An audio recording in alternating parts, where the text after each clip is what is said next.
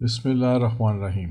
السلام علیکم ناظرین کرام، اس ویڈیو میں ہم حبشہ کے مہاجرین کا مسلمانوں کی اعلانیہ عبادت کی خبریں سن کر مکہ واپسی اور دوبارہ حبشہ کی جانب ہجرت کے بارے میں بات کریں گے۔ مہاجرین کی حبشہ سے واپسی اور ہجرت ثانیہ۔ کفار مکہ نے جھوٹی اطلاعات حبشہ میں رہنے والے مسلمانوں تک پہنچائیں کہ قریش کے لوگ اسلام لا چکے ہیں اور مسلمان اعلانیہ حرم کعبہ میں عبادت کرتے ہیں۔ اس حد تک تو بات ٹھیک تھی کہ حضرت عمر فاروق رضی اللہ تعالیٰ عنہ کے اسلام لانے کے نتیجے میں مسلمان حرم کعبہ میں اعلانیہ عبادت کرتے تھے، مگر باقی ساری باتیں جو ان تک پہنچتیں سب جھوٹ تھیں۔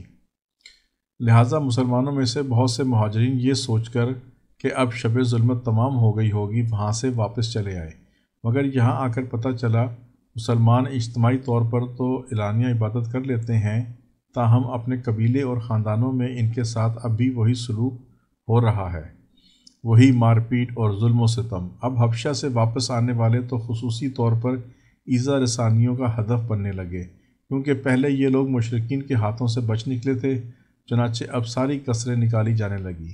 اس ناقابل برداشت صورتحال سے تنگ آ کر ایک بار پھر ان لوگوں کو بے گھر ہونا پڑا اور نجاشی کے پاس پناہ لینی پڑی۔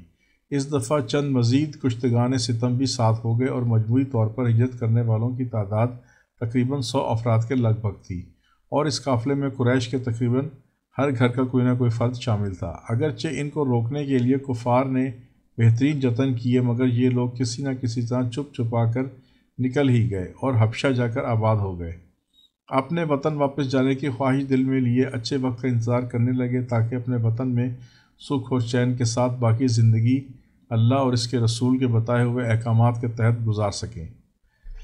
اور پھر جب جانب عالم صلی اللہ علیہ وسلم ہجرت فرما کر مدینہ تشریف لے گئے تو کچھ افراد واپس آ گئے، اور جو باقی رہ گئے ان کو جانب عالم صلی اللہ علیہ وسلم نے سن 7 ہجری میں واپس بلا لیا۔ اللہم صلی علی سیدنا مولانا محمد۔